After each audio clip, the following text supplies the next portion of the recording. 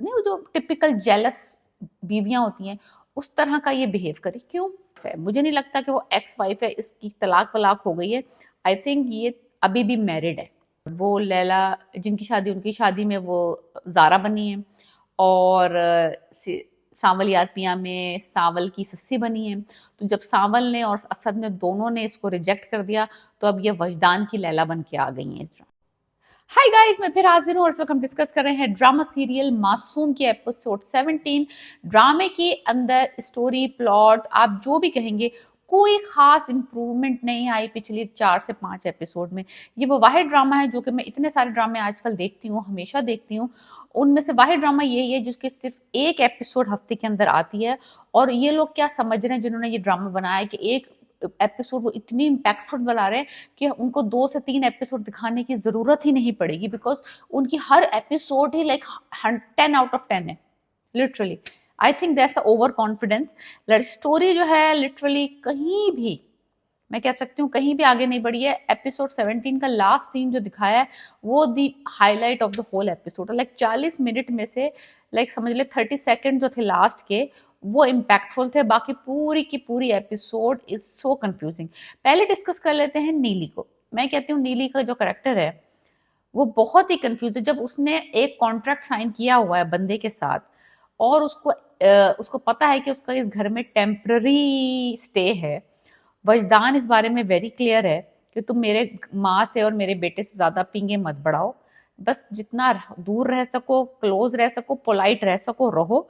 फिर जब तक मामला होगा तुम्हें मैं फारिग कर दूंगा। फिर नीली ने साफ साफ उसको कहा था कि मैं तुमसे रिलेशनशिप बनाने में कोई इंटरेस्टेड नहीं है मुझे, और मैं दिलशाद की हूँ, थी हूँ और रहूंगी। बात से क्लियर हो गई। फिर बात ये आई है कि अब जब उसकी माँ ने उसको बताया कि उसका लड़का कितना लड़कियों में फेमस था और कितना अच्छा था और लड़कियों के कितने रिश्ते आते थे, फिर उसकी लैला से मुलाकात हुई, फिर इसके दिमाग में बत्तियां जलना शुरू हुई, फिर ये थोड़ी जेलस होना शुरू हुई। फिर ये उसको बार बार कॉल करके पूछ रही है कि आप खाना खाने आएंगे कि नहीं आएंगे, आपके लिए नाश्ते में क्या बनाना है। लिटरली शी इज, नहीं, वो जो टिपिकल जेलस बीवियां होती हैं उस तरह का ये बिहेव करे क्यों क्यों? क्या वजह? तुम्हें इस बंदे में क्यों इंटरेस्ट हो गया एकदम? तुम तो जीने मरने की कस्में खाई बैठी थी दिलशाद के साथ। दिलशाद तुम्हारा माजी है, तुम्हारा हाल है, तुम्हारा मुस्तकबिल है, तो अब तुम्हें इसमें क्यों इंटरेस्ट हो रहा है? लाइक क्या, क्या इससे, क्या किस रुख पे जा रही है कहानी? नंबर 2, माँ का जो सीन दिखाया है कि वो जब वो नीली को बता रही है कि मेरे बेटे के तो 17 साल की उम्र से रिश्ते आ रहे थे, लड़कियों की लाइनें लगी हुई थी, अमीर अमीर खानदानों से रिश्ते आते थे, इसकी एक दफा ट्यूशन पढ़ाने वाले टीचर का भी रिश्ता आ गया, और उसके बाद लेकिन इसने जिससे मोहब्बत की वो लैला थी। इस पूरे सीन का क्या मकसद था?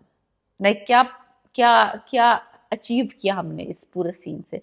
क्या माँ चाह रही थी कि वो बहू को के इमोशंस को जगाए अपने बेटे के लिए, और वो जेलस हो और वो पजेसिव हो और वो अपने मियाँ को प्रोटेक्ट करे, अपने रिश्ते को प्रोटेक्ट करे? यही एक रीजन हो सकता है। मुझे इस ड्रामे के, जिस तरह से ये ड्रामा इतना कंफ्यूजिंग, इतना, समझ लें आप, क्या क्या मैं अब इस ड्रामे में क्या बोलूं कि आप क्या, किस डायरेक्शन में स्टोरी जा रही है? माँ बाप को लेके ये इतना ओवर रिएक्ट करती है लड़की। माँ आ गई मिलने, तबीयत पूछने, उसको जलील करके निकाल दिया। फिर बाप साहब जो है वो छुप छुप के देख रहे हैं इसको। वजदान ने वही गाड़ी इंटेंशनली स्टॉप करी जहां पे बाप देख रहा था इसको। यानी कि क्या इस सीन्स के क्या सेंस है? फिर इसने एक जोकर को देखा, इसको लगा कि वो दिलशाद है, लेकिन वो उसको पहचानी नहीं। फिर दिलशाद को एक दफा लगा कि वो नीलो है, वो उसके पीछे लड़की के पास, जब वो नीलो नहीं निकली। फिर दिखाया है कि ये अपने माँ बाप से खुश नहीं है, लेकिन माँ बाप इसको मिस कर रहे हैं। फिर उसके बाद दिखाया है कि ये वजदान को देख के खुश हो रही है जब वो अपने बेटे के साथ खेल रहा है। फिर उसके बाद ये खाने भी पका रही है। फिर ये अपने मियाँ की दोस्तों के साथ आउटिंग्स को जेलस भी हो रही है। और फिर ये लाइक लिटरली, ये मैं आपको सिर्फ नीली की बगैरतियां समझा रही हूँ। दूसरी तरफ वजदान साहब जो हैं, वो मुझे समझ नहीं आ रहा कि उनकी जो कनेक्शन है, वो पता चला है कि ही इज ऑल्सो कनेक्टेड अपनी जो एक्स वाइफ है। या तो वो एक्स है या वो स्टिल वाइफ है। मुझे नहीं लगता कि वो एक्स वाइफ है, इसकी तलाक वलाक हो गई है। आई थिंक ये अभी भी मैरिड है। और इनके अंदर कुछ इख्तलाफात हुए हैं, और वो इख्तलाफात मुझे एक्चुअली उस लड़की को देख के अंदाजा हो गया कि वो इख्तलाफात क्यों हुए होंगे। जो लास्ट सीन था ना, उसको देख के मुझे अंदाजा हो गया कि इख्तलाफात जो हुए वो हुए क्यों होंगे, लिटरली। सो एनीवेज, फिर दिखाया कि जो वजदान है वो अपने बेटे के साथ जरा बॉन्डिंग कर रहा है, इसको बार बार रिमाइंड करा रहा है कि देखो प्लीज मेरे घर वालों से ज्यादा बॉन्डिंग ना करो, तुम यहाँ पे 1 2 3 महीने की मेहमान हो। वो बात इसको बुरी लग गई कि आपने मुझे मुझे मेरी औकात याद दिला दी, और फिर लैला लैला से आपने क्यों मोहब्बत की, यानी किस तरह की जुमला बोला उसने। तो वो इरिटेट हो गया कि भाई तुम्हें क्या, मैं लैला से करूं, मजनू से करूं, हीर से करूं, रांझे से करूं, तुम अपनी औकात में रहो, अपने काम से काम रखो। तुम आई थी, तुमने साफ साफ बोल दिया था कि तुम यहाँ पे जो हो जबरदस्ती लाई गई हो, और तुमने जो है चले जाना है।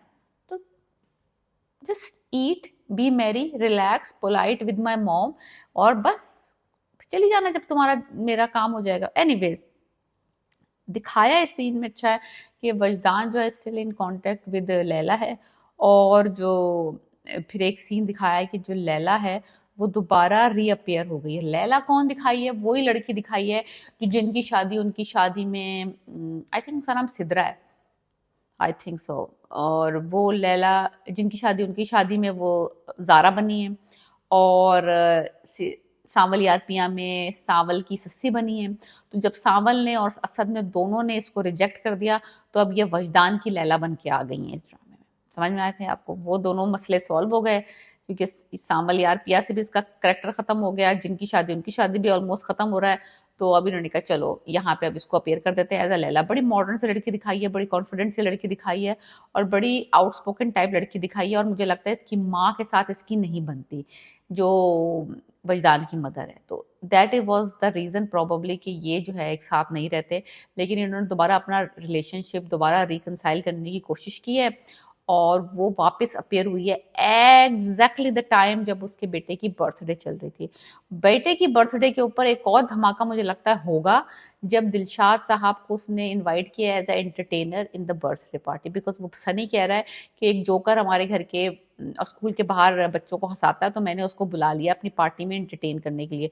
अब मुझे ये लगता है कि दिलशाद जो है वो सनी की बर्थडे पार्टी में आ रहा है, और लैला भी आ रही है। सो आप सोचें कि 40 मिनट्स की एपिसोड में, पूरी एपिसोड मैंने जो देखी 40 मिनट के एपिसोड में, मुझे बहुत इरिटेट किया है नीली और नीलम और मिस नीलम के रवैये ने, कि भाई अगर आप मोहब्बत प्यार रोमांस वाला चक्कर चल रहा है, तो आप अब जो मियाँ के एक्टिविटीज से जेलस मत हो, आप फोकस रखें कि आपने दिलशाद के पास वापस जाना है।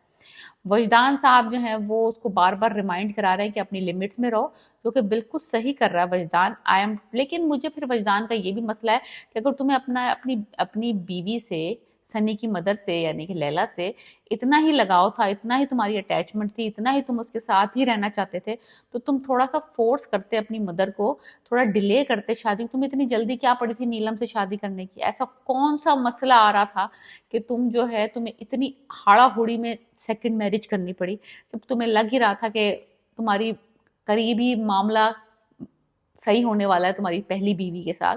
तो थोड़ा सा डिले कर देते, थोड़ा सा मंगनी कर लेते, थोड़ा सा माँ को तरखा देते, जब तक कि लैला कंप्लीटली राजी नहीं होती। तो वजदान का भी मुझे ये समझने, मैं बता रही हूँ ना, ये स्टोरी जो थी ना, इसका कॉन्सेप्ट बहुत अच्छा था, कॉन्सेप्ट इसका बहुत अच्छा हो सकता था, इसके कैरेक्टर्स बहुत स्ट्रांग हो सकते थे, लेकिन इतने कंफ्यूज तरीके से इस पिक्चराइजेशन की है इस ड्रामे की, इतने इतने यानी कि इतने कंफ्यूज से सारे कैरेक्टर है ना, कि स्टोरी कुछ बन नहीं रही, कुछ जम नहीं रही, कुछ मजा नहीं आ रहा है। और जो इमरान का रोल है दिलशाद का, वो तो मुझे कंप्लीटली, मैं बहुत पुट ऑफ हूँ उस रोल से, क्योंकि उस बंदे को कोई ऐसा काम करते हुए दिखाना चाहिए था जिससे कि उसको देख के हमारा हार्ट ब्रेक होता, कि एक बंदा एंटरटेनर था, सिंगर था, और वो मेहनत मजदूरी कर रहा है, ईंटें उठा रहा है, पत्थर उठा रहा है, बजरी पीस रहा है, कुछ तोड़, कुछ जमीन खोद रहा है, कुछ इस तरह का कुछ उसको दिखाते करते हुए मेहनत मजदूरी, ताकि हमें एहसास होता। ये जो जोकर वाला दिखाया है ना, बच्चे हंस रहे हैं, फनी भी नहीं लग रहा, वो जोकर भी नहीं अच्छा लग रहा, जोकर बिलीवेबल भी नहीं लग रहा कि जोकर होते हैं आजकल की दुनिया में इस तरह सड़कों पे, स्कूलों के बाहर। कोई इस तरह का मामला जो है ना बैठ नहीं रहा। कुछ भी आपने अगर इसको ड्रामे को फिल्माना भी था ना, इस लिहाज से कि वो स्ट्रगल कर रहा है।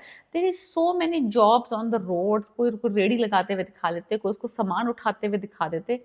ये जोकर वाला मुझे समझ नहीं आई कहानी, like literally it's everything is so messed up in this drama.